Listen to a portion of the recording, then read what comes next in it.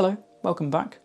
So in this part we're of course going to be finishing the intro we started last week, so there's not too much to cover in terms of what we'll be adding to it, but so yeah, we're just going to be adding a glitch effect and a bit of color grading just to brighten it up a bit. But to add those elements, there's a fair few bits and bobs that we need to go through. So we'll have there'll be some adjustment layers, some displacement maps, a lens distortion effect, radial blur, and some expressions. And that may sound like a lot, but don't worry, I'm going to walk you through every step, and I'm going to take it nice and slow, and before you know it, it'll be like a walk in the park. So yeah, let's take a look.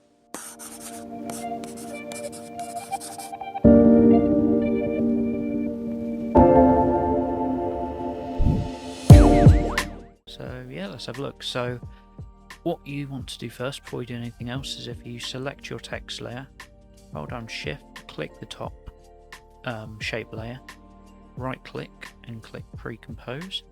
Let's just call this text animation.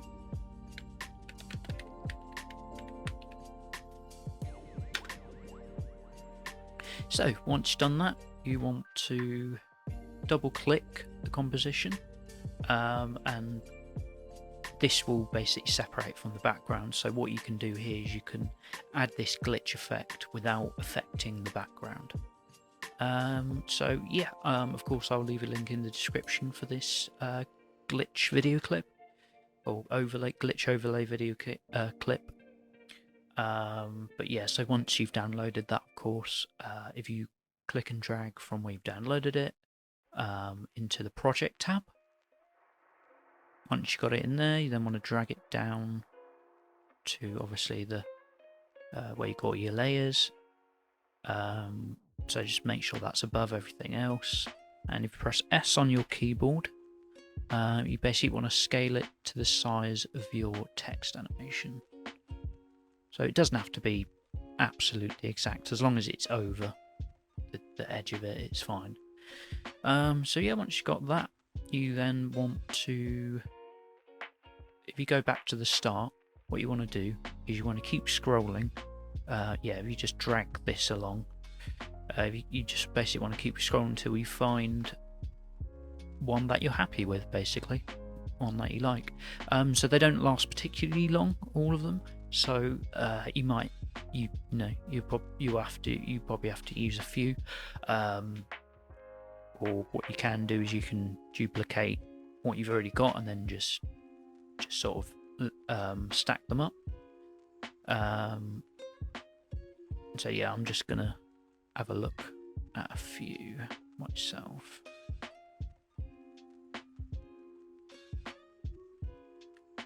So yeah, quite like that one. So once you got to the beginning of the effect, or the clip that you like, if you hold down Control and Shift and press D on your keyboard to split the two layers, so then if you just delete the previous one, and if you just go all the way to the end of the clip and right to the very first frame of the next clip and split that.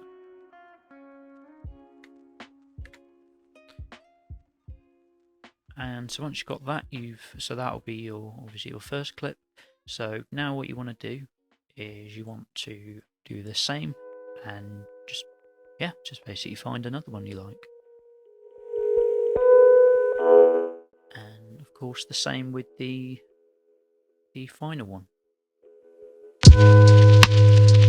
By the way, to snap to the end points and the start points of your layers, if you hold down Shift and drag, and it will go right to the beginning. Sometimes it isn't absolutely accurate, which is a little frustrating, but you can easily just sort of you can let go and correct it. But yeah, it can just be quite helpful when you need to be accurate, but quickly. Okay, so delete that. Okay, so once you've got all those and you're happy with them, what you now want to do is you hide all of them and come up to layer and down to new and then adjustment layer. You want to duplicate this twice, so you've obviously got as many adjustment layers as your layers.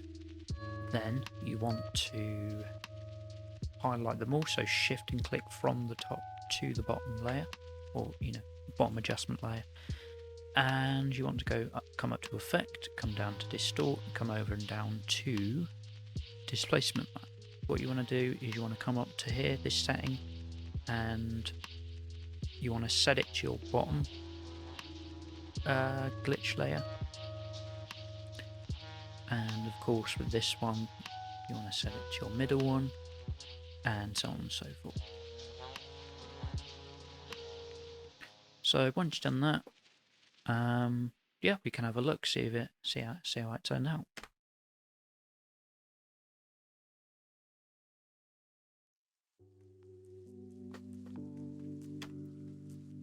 So what you want to do now is you want to, because you don't obviously want this adjustment layer being applied to, all these adjustment layers being applied to the entire timeline, because you start to get ghosting of the parts of the clips that you cut out. It kind of still sort of breeds it underneath, which is a bit annoying. But what you can do to resolve that is you can match the timing of these adjustment layers to the timing of the layers that they're applied to, that they're linked to. So if you come to the very end of this clip, Control Shift D, obviously split, and then just delete that bit, and then just basically keep doing that to just do the same with your next two layers. There you go, that should fix your problem. By the way, the shortcut to save is Control S. Just make sure it's something you do regularly, just obviously you never know what might happen. So yeah, let's have a look.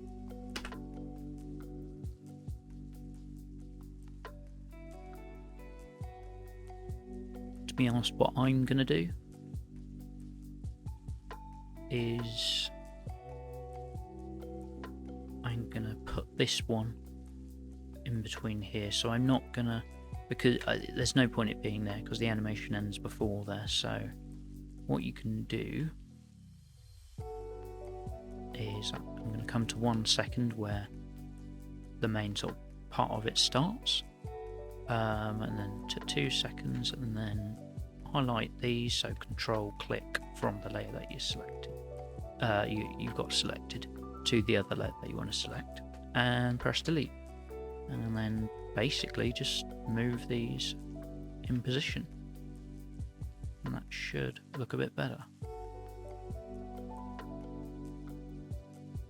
Let's have a look anyway.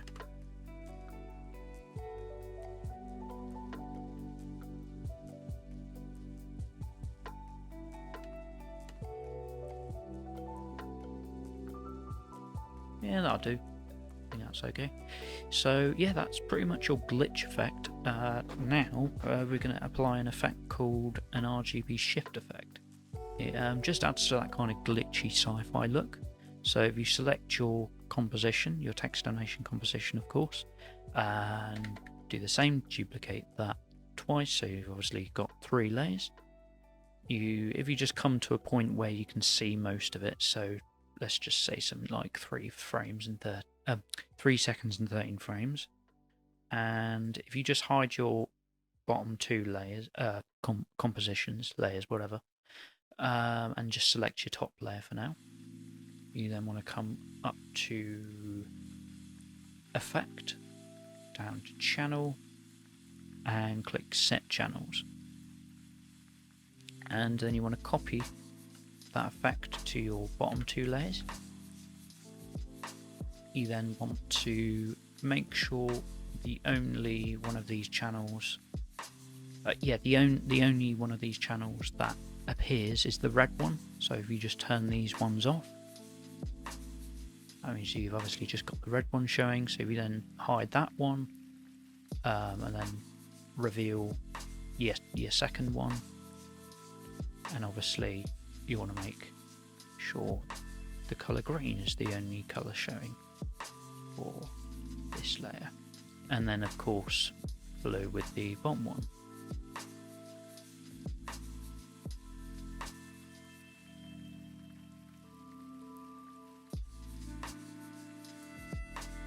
And what you now want to do is you want to highlight them all and set the blend mode to add. If you can't see this blend mode option, what you want to do is you want to press F4 on your keyboard, and that will sort of, there's these sort of other options. So you've got the 3D option applied. You've got motion blur.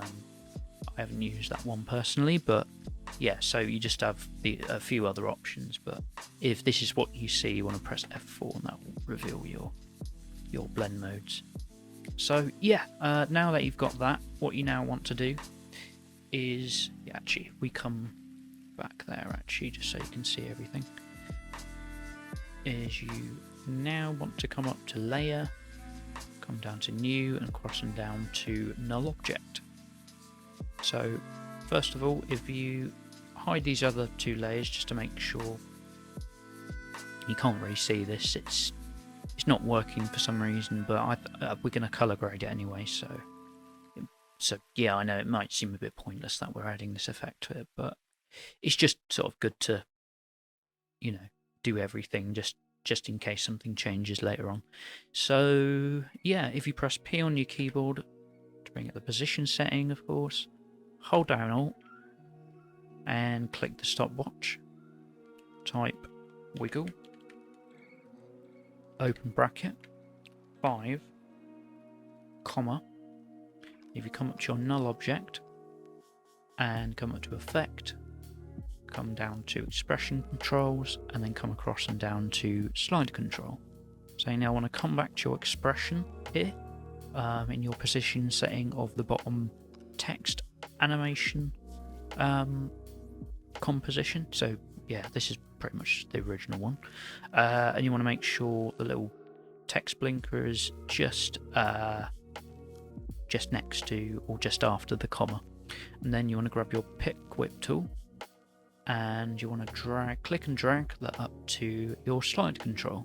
So that'll put this information in there, insert this information in there. If you're using the latest version of After Effects, you won't have to put an extra bracket on the end to close the expression, but in previous versions you will have to put another bracket there, just so it completes the expression, it applies it. So yeah, once you've done that, you of course want to do the same with your other two layers above. So I'll just take you through it once more, just in case there was something you missed back there. So P on your keyboard, Alt click on the stopwatch, wiggle, open bracket, 5, comma, come up to your null object, so this will be the middle one this time of course, effect, slide control, come back down to the expression, make sure the text blinker is next to the comma, grab your pick whip tool, click and drag up to the slider option there, and you click away, and then of course do the same with this one. So now that you've done that, what you now want to do is you want to set a value for all of these. So I'm just going to stick with 5. I think that's a kind of good sort of reasonable number, not too high, not too low, you know. So yeah, if you just set all of these to 5 on your null objects. So yeah, let's have a look at how that turned out. Oh yeah, of course, that's something I also forgot. You need to now reveal your other text layers. Right, so yeah, let's have a look.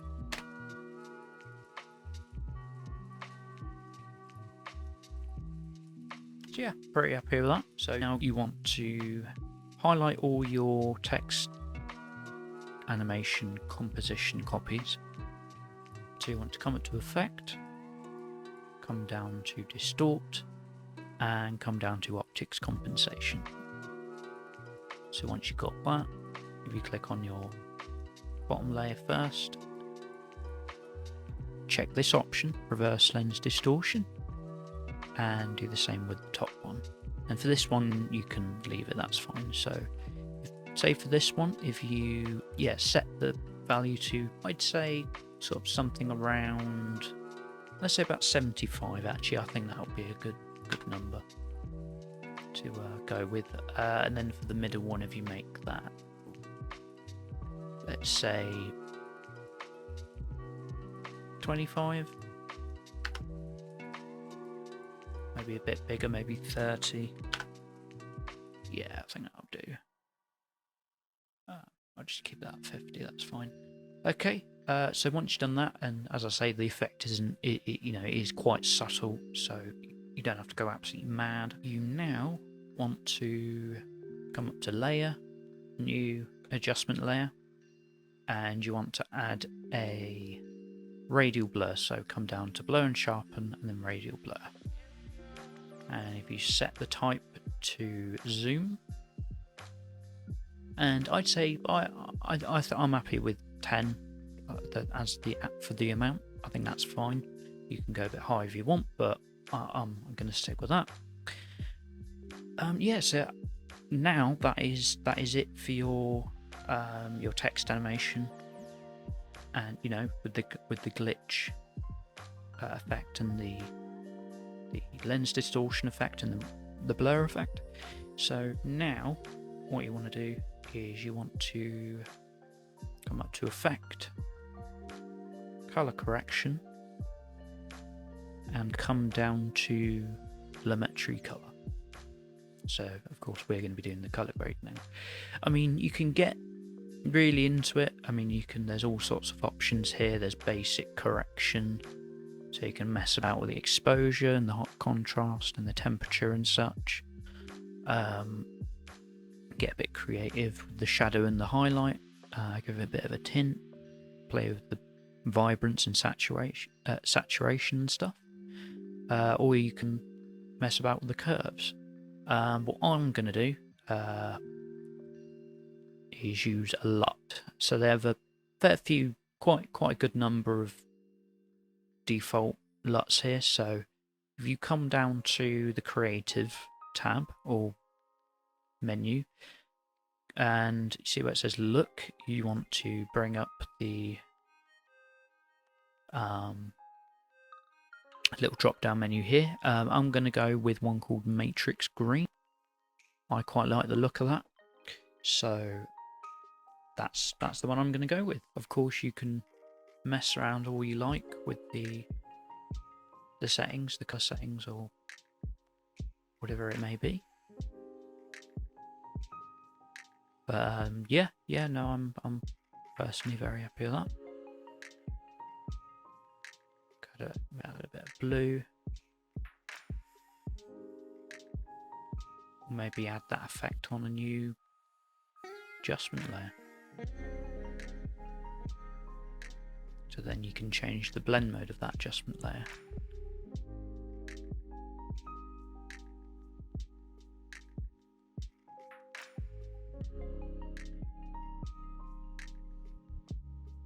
Well, anyway, either way, whatever you want to do, feel free to go ahead and do it. But the very last thing we need to do, of course, just as in Photoshop with the other tutorial, we need to export this. So if you come up to Composition and come down to Add to Render Queue, and then click where it says Lossless, that allows you to change the format. So if you change the format to, I usually use QuickTime. I mean, you can obviously use whatever you want, but this is the one I usually go with. So yeah, MOV. So once you've got that, click OK, and then of course select your output folder or destination, and yeah, and then you click Save and then Render, and then it will render. So there you go, now you have a nice looking sci-fi animated intro to add to the beginning of your videos. So of course if you're looking for anything else filmmaking related, graphic design related or VFX related, be sure to hit that subscribe button, turn the notifications bell on to stay updated, and of course if you liked it, leave a like. You know, if you didn't like it so much, leave a dislike, that's cool. And of course if you had any questions for me related to the tutorial or any other tutorial, or you know, even any requests, or you know, even any constructive criticism, feel free to leave it down in the comment section. So yeah, thanks for watching, and I'll see you next week.